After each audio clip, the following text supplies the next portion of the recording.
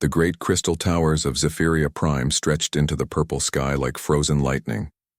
Inside the highest spire, the Galactic Council sat in their golden chairs, looking down at the small human who stood in the center of their hall. Ambassador Chen Wei wore a simple black suit that looked plain next to the bright robes and shining armor of the alien rulers around him. Chen had traveled for 3 months to reach this place. His ship was tiny compared to the massive alien vessels that filled the space around the planet, but he carried a message that would change everything, even though none of the council members knew it yet. Empress Vexathala ruled from the highest chair. Her body was made of living crystal that caught the light and threw rainbow colors across the walls. She had been alive for over 2,000 years and had seen her empire grow to control most of the galaxy. To her, humans were just another young race that needed to learn their place. "So," she said, her voice like music played on glass bells, "the mammals from the small world have sent us a messenger." How amusing. The other council members laughed. There was General Krex, whose 4 arms could crush steel, and Admiral Zoth, whose tentacles dripped with poison that could kill 100 species. High Priest Noxus glowed with dark energy that made the air around him cold. They had all conquered entire star systems and enslaved whole races. Chen stood quietly and waited. He had practiced this moment many times. His face showed no fear, no anger, just calm determination. This surprised some of the aliens, who expected humans to shake and beg when faced with such power. "Your Majesty," Chen said, his voice clear and strong, "I come here today with a message from the Terran Federation and all human colonies across this galaxy." "A message?" Empress Vexathala laughed, and the sound was like breaking glass. "What could your primitive species possibly have to say that we would want to hear?" Chen reached into his jacket and pulled out a small device. Several alien guards raised their weapons, but Chen moved slowly and showed them it was just a recording device. He placed it on the floor and pressed a button. A hologram appeared showing the faces of human leaders from around the galaxy. President Martinez from Earth, Governor Chen from the Mars colonies, Admiral Kane from the defense fleets, and dozens of others. They all looked directly at the camera with the same calm expression that Chen wore now. "Citizens of the Galactic Empire," President Martinez's voice came from the device. "For 50 years your forces have attacked our worlds. You have killed millions of our people. You have enslaved our children. You have stolen our resources and destroyed our cities." The alien council members looked bored. They had heard such complaints from many conquered races before. "We have tried to make peace," the recording continued. "We have offered trade agreements.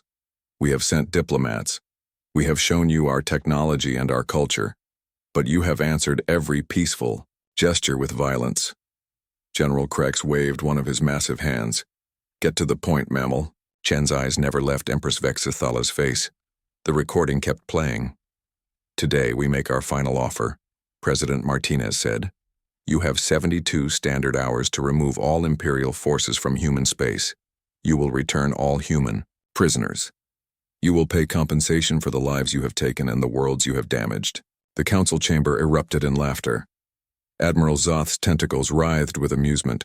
High Priest Noxus made a sound like wind through a graveyard. "And if we refuse?" Empress Vexathala asked, still smiling. The hologram changed. Now it showed Admiral Kane, a stern woman with gray hair and scars on her face. "If you refuse," she said, "we will destroy your empire completely. Every ship, every station, every world that serves the Imperial crown will be reduced to dust. Your species will survive only in the history books of races that remember what happens to those who make war on humanity." The laughter stopped. The chamber fell silent except for the humming of the crystal walls. "This is not a threat," Admiral Kane continued. "This is a promise. We have prepared for this moment since the first time your ships appeared in our space.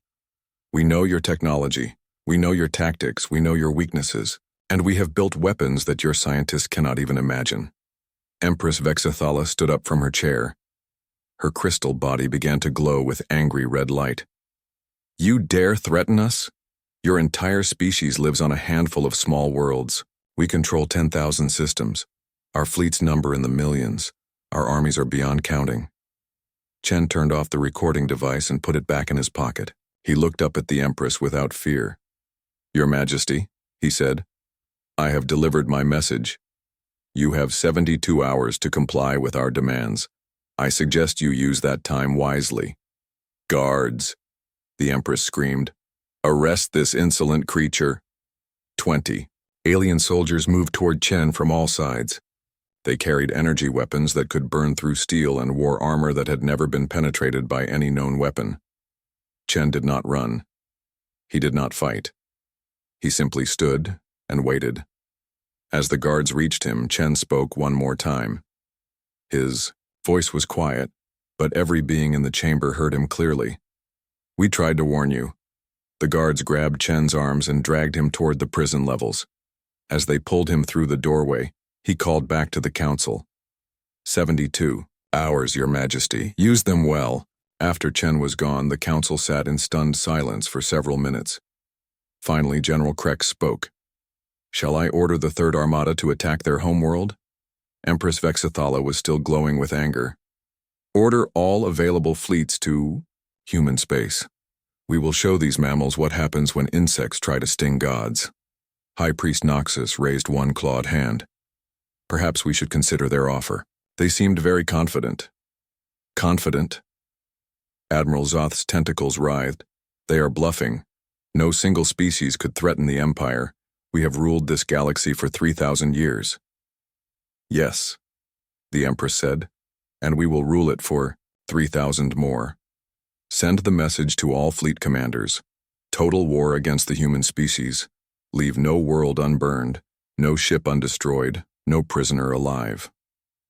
The council members began to file out, already planning the destruction of humanity. None of them noticed the small device that Chen had dropped near his chair. It looked like a coin, but it was actually recording everything they said and sending the information back to human space. In his prison cell, deep beneath the crystal spires, Chen sat on a simple metal bench and waited. He knew that in 3 days, these proud aliens would discover what humans were really capable of. He almost felt sorry for them. Almost. Outside the prison window, the first Imperial fleets were already gathering. Massive warships that had conquered 100 worlds filled the space around Zephyria Prime. Their crews celebrated the coming victory over the primitive humans. They had no idea they were already dead. Chen closed his eyes and began to count down the hours. Soon the galaxy would learn why humanity had earned its place among the stars. Soon the Empire would understand the price of making war on Earth's children. The final warning had been given. Now came the reckoning. Admiral Korthex stood on the command deck of his flagship, the Imperial Glory. The massive warship was 3 kilometers long and carried enough firepower to destroy a small moon. Around him, 9,999 other ships waited for his orders. The Third Armada was the pride of the Imperial fleet, and it had never lost a battle. "How long until we reach the human home system?" Korthex asked his navigation officer. 18 hours, Admiral," came the reply. The officer was a Vorthan, with blue skin and 6 eyes that could see in many different types of light. "All ships report ready for combat." Korthex smiled, showing his sharp teeth. His species, the Kralliks, were born warriors. They had conquered their own galaxy before joining the Empire and adding their strength to Empress Vexthala's forces. In 500 years of service, Korthex had destroyed over 1,000 enemy fleets. "This will be the shortest war in Imperial history," he said to his crew. "One small world against the might of the Empire. We will be home before the victory. Celebrations begin." On the bridge displays, intelligence reports showed pictures of human ships and weapons. Everything looked primitive compared to Imperial technology. Human vessels were made of simple metals instead of living crystal. Their weapons fired solid projectiles instead of pure energy. Their shields were weak electromagnetic fields that any Imperial weapon could pierce easily. "Sir," his communications officer called out, "we are receiving a transmission from the human fleet." "Put it on the main screen," Korthex ordered. "Let us hear what these mammals have to say before we destroy them." The screen flickered to life, showing a human woman in a blue uniform. She had gray hair and calm eyes that reminded Cortex of a predator waiting to strike. Behind her, he could see the bridge of a human warship. It looked simple and functional with no decorations or gold like Imperial ships. "I am Admiral Sarah Kane of the Terran Defense Force," the woman said. "You are approaching human space with hostile intent. Turn around now and return to your own territory." Cortex laughed so hard that several of his bridge crew joined in. "Admiral Kane," he said. "I am Admiral Cortex of the 3rd Imperial Armada. I command 10,000 ships and over 50 million soldiers. What could you possibly do to stop us?" "We will destroy you," Kane replied simply. "Just like we will destroy every Imperial fleet that enters our space." "With what ships?" Cortex checked his sensors. "I see only 300 human vessels, small ones at that. Do you think 300 ships can defeat 10,000? Kane's expression did not change. "We think 300 ships can defeat 10 million if needed. You still have time to leave. This is your last chance." Cortex cut the transmission and turned to his weapons officer. "Target their flagship. Show them what real firepower looks like." While the 3rd Armada prepared for battle, similar scenes played out across the galaxy. The 2nd Armada moved toward the human colonies around Proxima Centauri.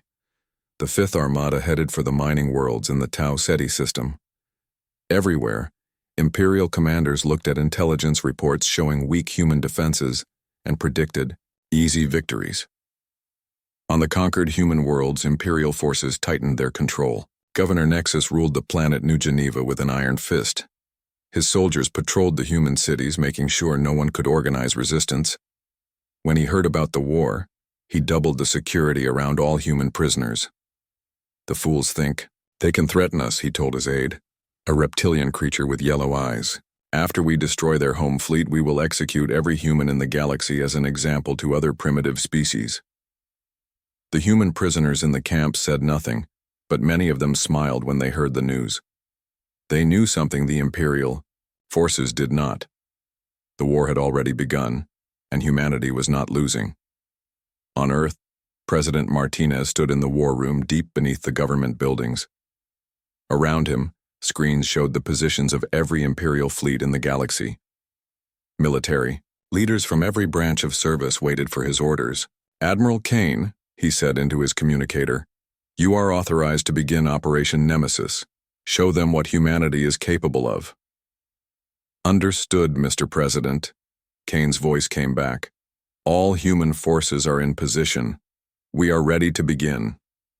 General Harrison, the head of the army, looked worried. "Sir, are you sure about this? We are vastly outnumbered. Even with our new weapons, this seems impossible." Martinez turned to face him. "General, humanity has been preparing for this war since the day we first met an alien species. We have studied every empire in this galaxy. We know their strengths, their weaknesses, their tactics, and their technology. Most importantly, we know something they do not."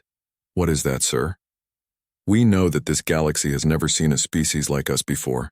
Every race they have conquered fought the way they expected. They used similar tactics, similar weapons, similar strategies. But humans? We fight differently. We think differently. We are different." Dr. Yuki Tanaka entered the room, carrying a tablet with test results. She was the lead scientist on Project Prometheus, humanity's most classified research program. "Mr. President," she said, "all systems are ready. We can begin at your command." Martinez nodded. "Dr. Tanaka, how long have we been working on this project?" 47 years, sir, since the first contact with the Galactic Empire. And in all that time, have any alien species discovered what we were doing? No, sir. They think we are just a primitive species with basic technology. They have no idea what we have built. On Mars, hidden construction bays opened for the first time in decades. Ships that had been built in secret began to move toward their battle positions. These were not the simple vessels that Imperial intelligence had catalogued. These were weapons of war designed by a species that had spent its entire history fighting. Jupiter's largest moon, Ganymede, split open like a flower. Inside, massive factories had been working for 50 years, building weapons and ships using alien technology that humans had captured, studied, and improved. The factories could produce a new warship every 6 hours, and they had been running non-stop since the first Imperial attack on human colonies. Admiral Kane stood on the bridge of her flagship, the HMS Indomitable. Unlike the simple ship the Imperial forces had seen in their communication, this vessel was a masterpiece of human engineering. It carried weapons that could destroy planets and shields that could deflect the energy of a star. All ships report. Ready, Admiral? Her communications officer reported. Good, Kane replied. Send a message to all human forces throughout the galaxy. Use code Omega-7. Across human space, military commanders received the same simple message. The gloves are off. In the asteroid belt between Mars and Jupiter, objects that had looked like ordinary rocks for decades began to move.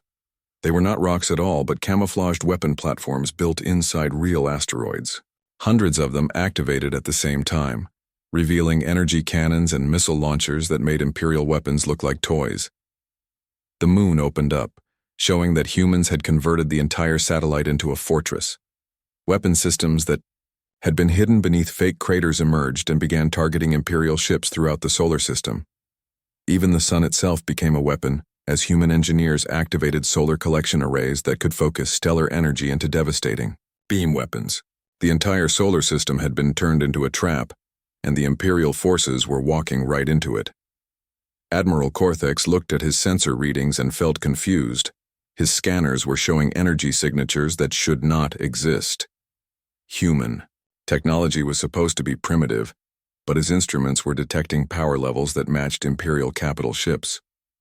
Sir, his sensor operator called out, I am reading massive energy sources throughout the human system. Thousands of them. That is impossible, Cortex replied. Run a full diagnostic on all sensors. Sir, diagnostics show all systems working. Perfectly. The readings are real. Cortex stared at the displays showing human space. For the first time in his long military career, he felt a cold fear growing in his chest. Something was very wrong here. Communications, he ordered. Send a message to Imperial Command. Tell them we may need reinforcements. But it was already too late. The 72 hours were almost up, and humanity was about to show the galaxy what they had been building in secret for the past 50 years. The first Imperial scout ships entered the edge of the Sol system, expecting to find a few guard stations and perhaps some mining equipment. Instead, they found death waiting for them in the darkness between the stars. Lieutenant Vex of the Imperial Navy was piloting his scout ship through the outer system when his sensors detected movement in the asteroid belt. At first, he thought it was just normal space debris shifting in Jupiter's gravity well. Then the asteroids began shooting at him. Command, this is Scout 7. He transmitted back to the main fleet. I am under attack by rocks that have weapons. His ship's shields flared as energy beams struck them from 3 different directions. These were not the simple projectile weapons that Imperial intelligence had reported. These were energy cannons that burned hotter than the surface of a star. Scout 7, repeat your last transmission, came the reply from Admiral Cortex's flagship. The asteroids are shooting at me, Vex screamed into his communicator as his ship's hull began to melt under the sustained fire. They are not asteroids at all, they are weapons platforms. The transmission cut off as Scout 7 exploded in a ball of superheated plasma. In the command center of the Imperial Glory, Admiral Cortex stared at the sensor readings in disbelief. How many of our scouts have we lost? He asked his tactical officer. All of them, sir. 27 ships destroyed in the past 10 minutes. Cortex felt his confidence beginning to crack. Impossible. Show me the tactical display. The main screen lit up with a map of the human solar system. Red dots marked the positions of destroyed Imperial ships. They were scattered throughout the outer system, from the edge of Pluto's orbit all the way into the asteroid belt. Whatever had killed them was everywhere. Sir, the sensor operator called out. I am detecting massive power signatures from the direction of Earth. Multiple fleets are approaching our position. How many ships? I cannot get an accurate count, sir. The energy signatures are unlike anything in our database. Captain Elena Vasquez of the HMS Indomitable watched the Imperial fleet through her tactical display. 300 human ships faced 10,000 alien vessels, but she was not worried. The aliens did not know they were already surrounded. "All ships, this is Admiral Kane," came the voice over the communication system. "Begin Operation Thunderstrike. Show these invaders what happens when they threaten Earth." Vasquez smiled and turned to her weapons officer. "You heard the Admiral. Light them up." The Indomitable fired its main cannon, and a beam of pure energy struck an Imperial cruiser 3,000 kilometers away.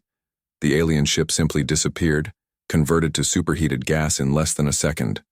Around the human flagship, the other vessels of the fleet opened fire with weapons that defied everything the Empire knew about physics. Admiral Cortex watched in horror as his ships began dying. The human weapons did not just destroy his vessels, they erased them from existence. Energy beams that seemed to bend space itself struck his formations, and entire squadrons vanished without even having time to send distress signals. "All ships, evasive maneuvers," he ordered. "Return fire immediately." The Imperial fleet opened fire with their most powerful weapons. Energy blasts that could destroy mountains struck the human ships and did nothing. The human shields absorbed the attacks, as if they were nothing more than flashlight beams. "Sir," his weapons officer reported, "our attacks are having no effect. Their shields are absorbing 100% of our energy output." "That is impossible. Nothing can absorb that much energy without overloading." But the sensor readings did not lie. The human ships continued advancing through the Imperial barrage, their shields glowing but holding firm. As they moved, they continued firing their devastating weapons, and more Imperial ships died with every shot. Captain Vasquez watched an Imperial dreadnought, a ship 5 times the size of her own vessel, try to ram the Indomitable. She almost felt sorry for the alien crew. They had no idea what they were attempting. "Activate close defense systems," she ordered. The human ship generated a gravity field around itself that caught the massive Imperial vessel and held it motionless in space. Then the Indomitable fired a single shot from its secondary weapons. The dreadnought broke apart like a toy struck by a hammer. Throughout the solar system, similar scenes played out as human defensive systems came online. The weapon platforms, hidden in the asteroid belt, revealed themselves fully, showing that humans had turned every piece of space debris larger than a house into a fortress. Thousands of hidden bases opened fire simultaneously, creating a crossfire pattern that no Imperial ship could escape. The moon split open along hidden seams, revealing that the entire satellite had been converted into a weapons platform. Energy cannons emerged from craters that had been fake all along, and missile launchers rose from underground silos. The moon itself began firing at the Imperial fleet with enough power to sterilize planets. Mars opened like a flower, its surface peeling, back to show massive gun batteries and shield generators underneath. The entire planet had been turned into a fortress, and now it joined the battle with weapons that made Imperial capital ships look like children's toys. Admiral Cortex tried to retreat, but found his escape route blocked by more human ships that seemed to appear from nowhere. His sensors showed energy signatures coming from every direction, behind asteroids, inside gas clouds, even from the surface of Jupiter itself. "Sir," his communications officer called out, "I am receiving a transmission from the human fleet." "Put it through," Cortex ordered, hoping to negotiate some kind of surrender. The face of Admiral Kane appeared on his screen. She looked as calm as she had during their first conversation, but now there was something deadly in her eyes. "Admiral Cortex," she said, "you were warned to leave human space. You chose to ignore that warning. Now you will face the consequences." "Admiral Kane," Cortex replied, trying to keep his voice steady. "Surely we can reach some kind of agreement. There is no need for more bloodshed." Kane's expression did not change. "You had your chance for peace. You rejected it. Now you will learn why the rest of the galaxy fears to make war on Earth." The transmission ended, and the human attack intensified.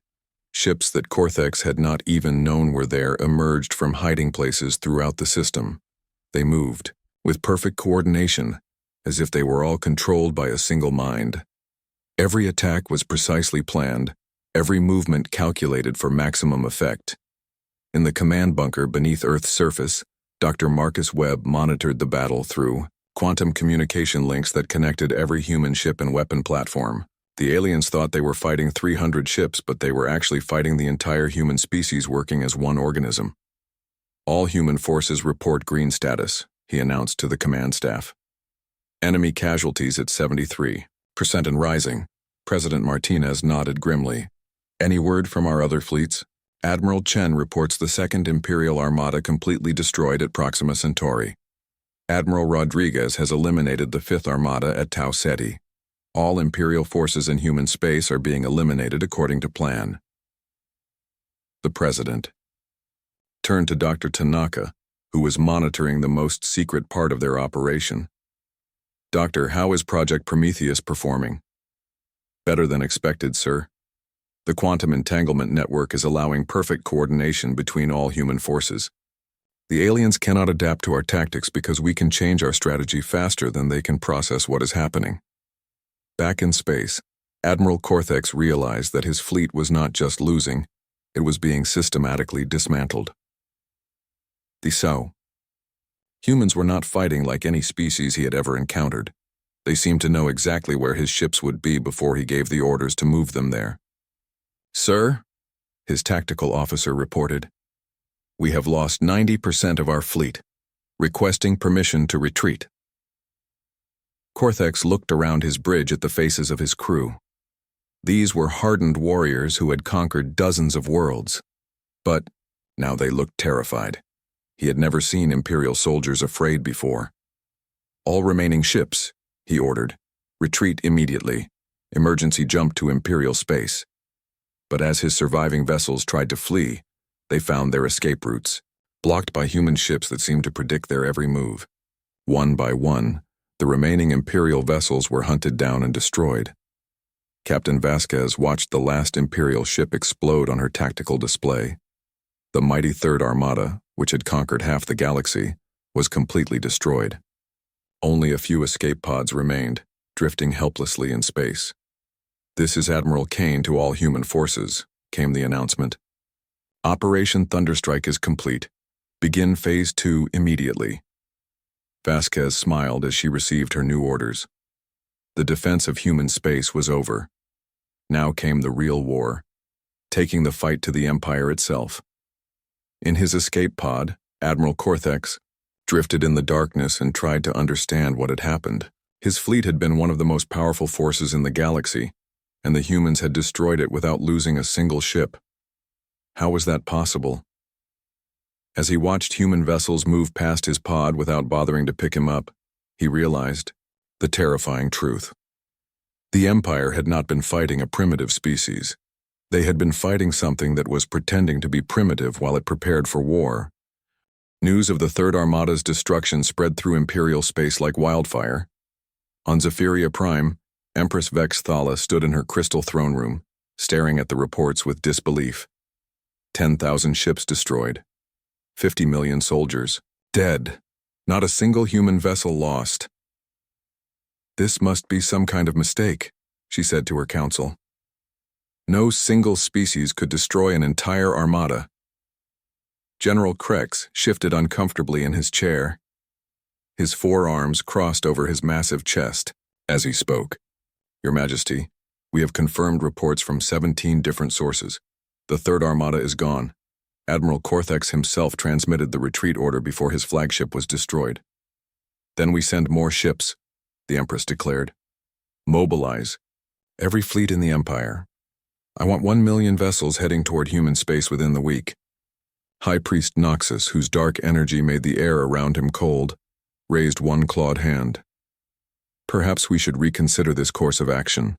The humans clearly have weapons we do not understand. Silence.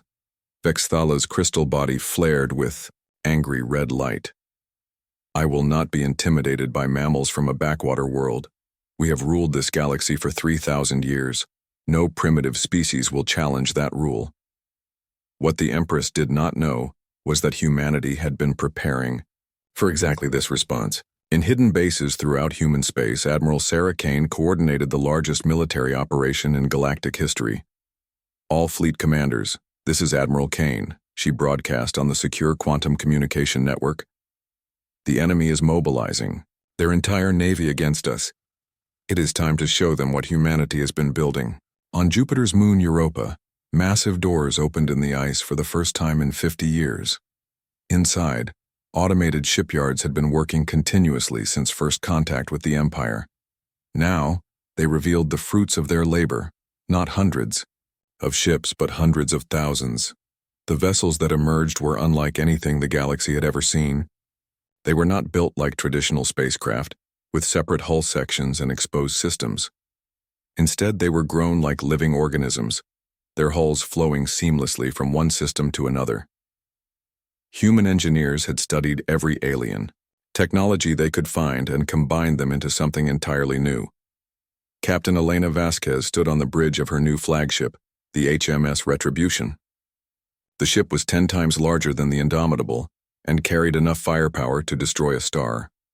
Around her, thousands of similar vessels prepared for humanity's first offensive operation. Captain, her communications officer reported, "We are receiving final deployment orders from Admiral Kane." Vasquez nodded and activated her command display. The screen showed a three-dimensional map of the galaxy with human forces marked in blue and Imperial positions in red. For the first time in the war, blue dots outnumbered red ones. "All ships," Vasquez announced to her fleet.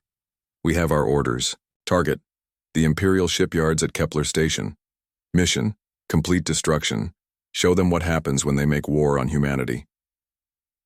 The human fleet jumped to hyperspace, but not in the slow, predictable way that other species traveled between stars. Human engineers had perfected instant translation technology that allowed their ships to appear anywhere in the galaxy without warning.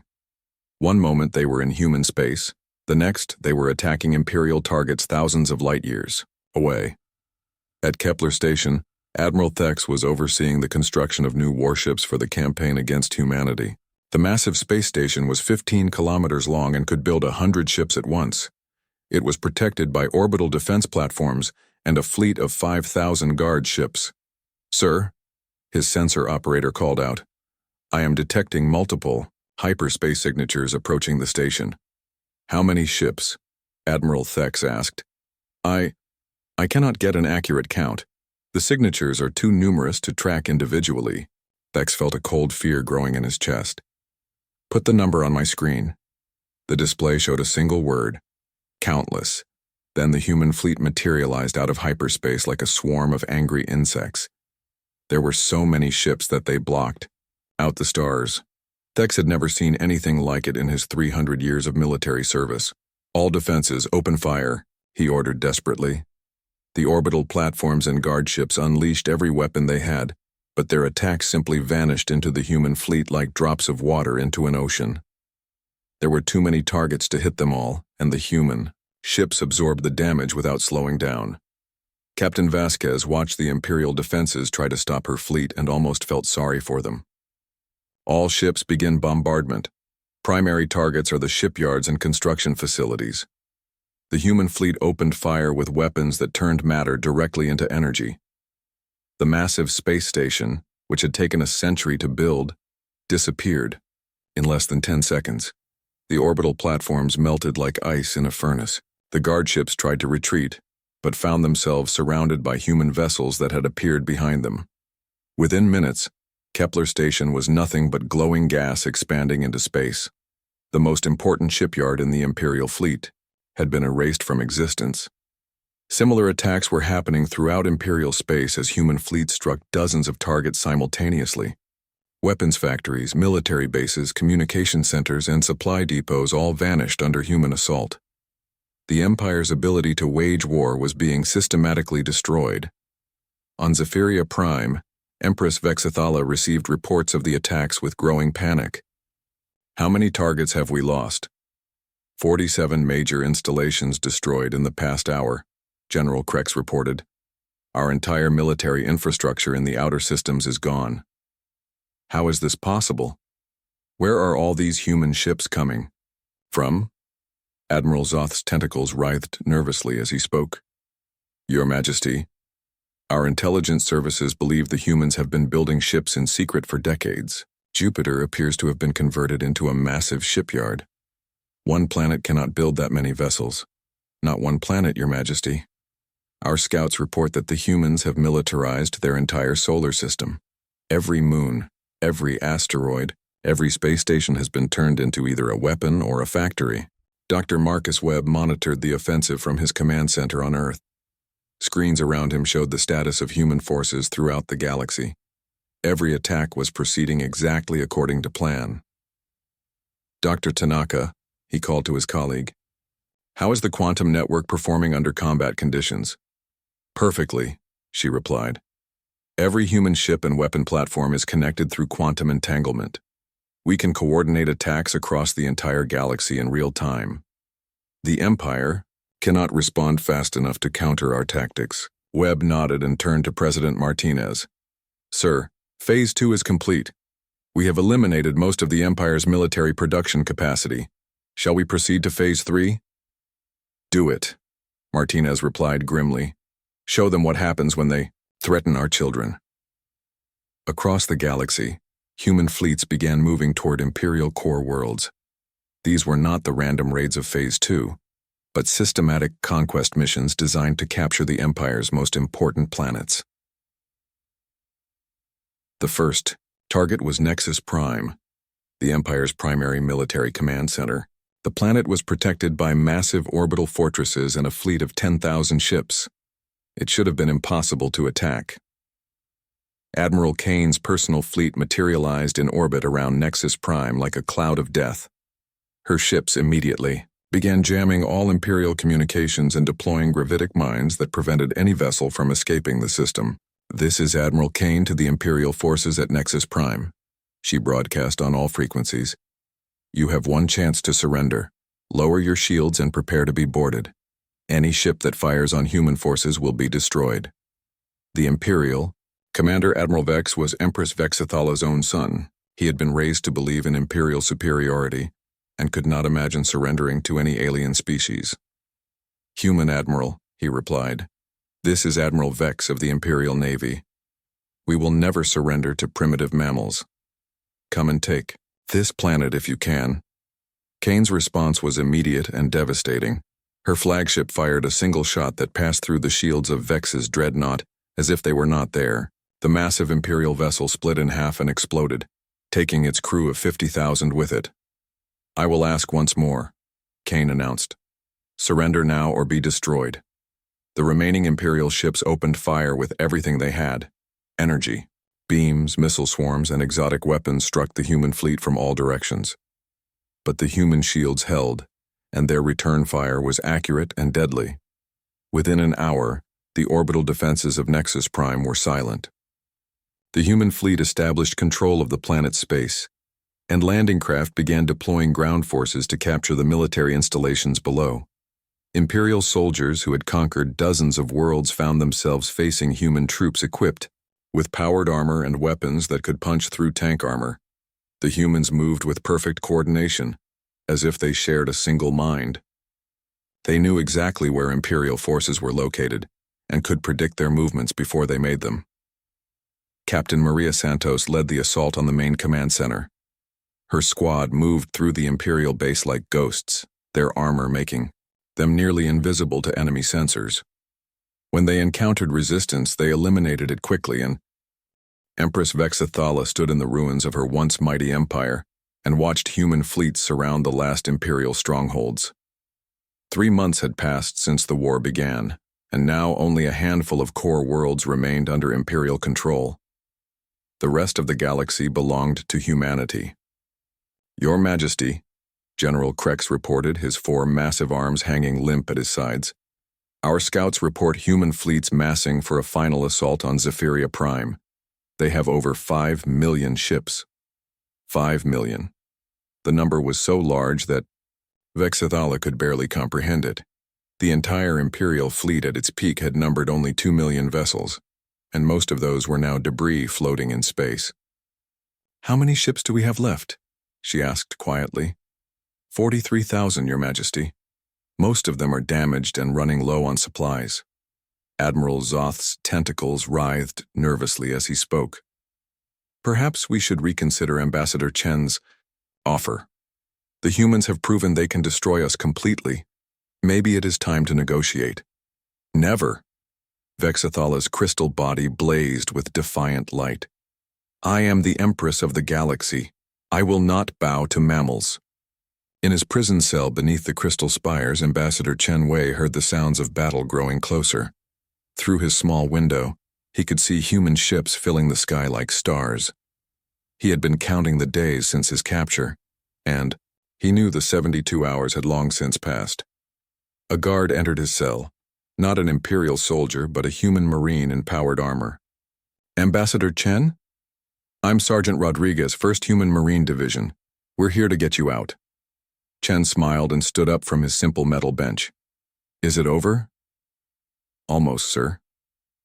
Admiral Kane is preparing for the final assault on the Imperial Palace. She wanted us to retrieve you first. As they walked through the prison corridors, Chen saw hundreds of other human prisoners being freed by rescue teams. Many of them had been held captive for decades, taken from colonies that the Empire had destroyed. Now they were going home. Outside, the prison, human dropships filled the sky. Ground forces were securing the capital city while the orbital battle raged overhead. Chen could see the massive crystal spires of the Imperial Palace in the distance, still glowing with defiant energy. Ambassador, Sergeant Rodriguez said as they boarded a transport. Admiral Kane wants to speak with you before the final assault.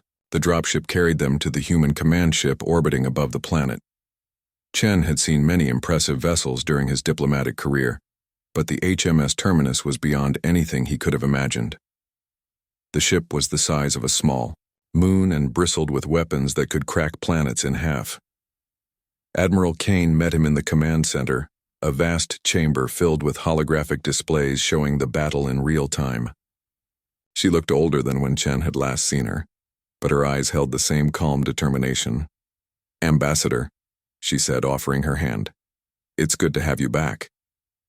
Admiral Kane, Chen replied, shaking her hand firmly. I see you kept your promise.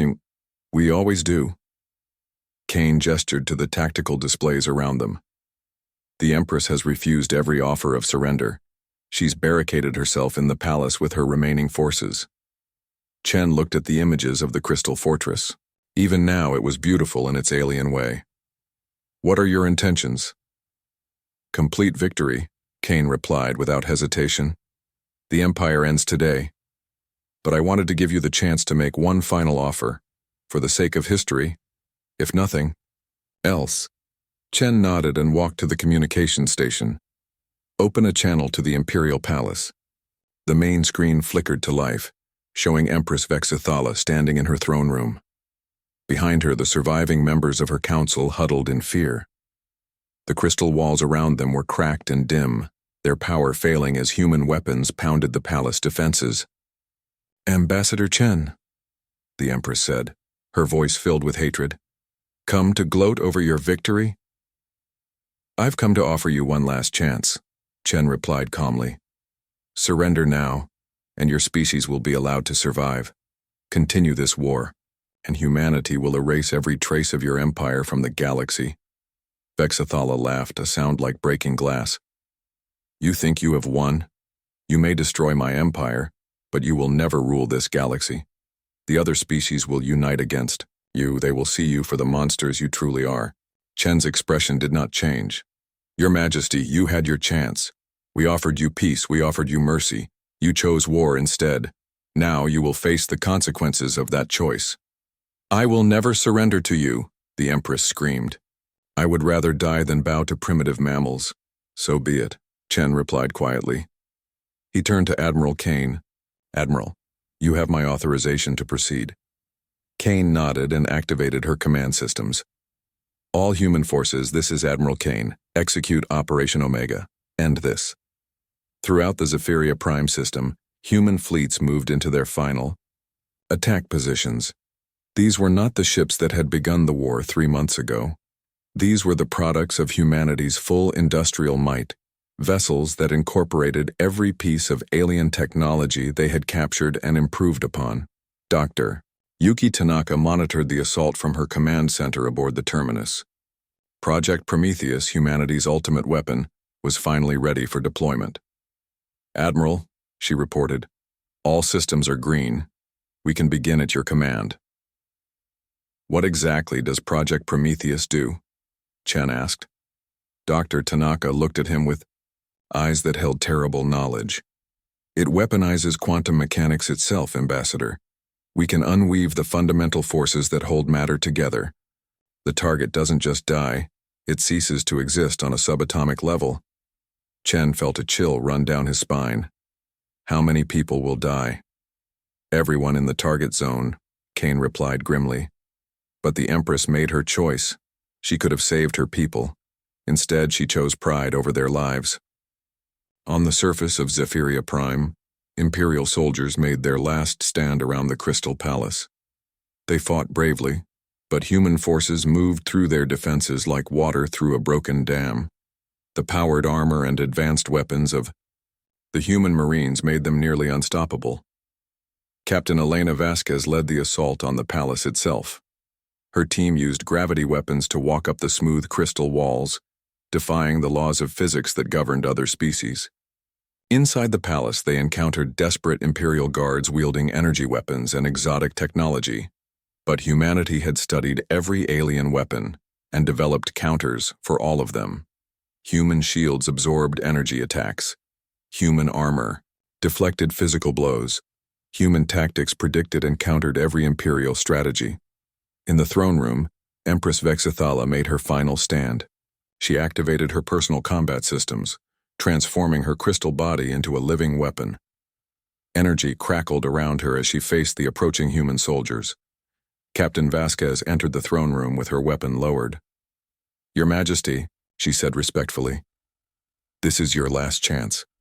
Surrender now and your people can live." "I will never surrender." Vexithala launched herself at the human soldiers, her crystal limbs sharper than any blade. Vasquez sidestepped the attack and fired once with her sidearm. The magnetic pulse weapon disrupted the Empress's crystalline structure, and she shattered, like glass hitting concrete. The last ruler of the Galactic Empire died as she had lived, refusing to accept that her time was over. "Palace secured," Vasquez reported to the fleet. "All Imperial resistance has ended." Admiral Kane received the report and felt a mixture of satisfaction and sadness. The war was over, but at a terrible cost. Millions had died because one species refused to accept that the galaxy had changed. "All human forces, this is Admiral Kane," she broadcast throughout the system. "The Galactic Empire is defeated. Begin occupation and reconstruction operations immediately." In the weeks that followed, human forces spread throughout the former Imperial territories. They found worlds where alien species had been enslaved. For centuries, civilizations that had been suppressed for millennia, and entire races that had been nearly extinct.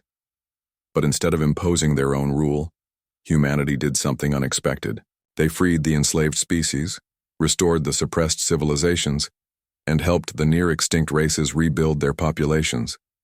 The galaxy that emerged from the war was not a human empire, but a coalition of free worlds working together.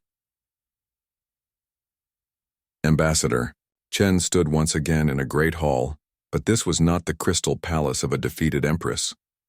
This was the new Galactic Council chamber on Earth, where representatives from hundreds of species came to discuss the future of their shared galaxy.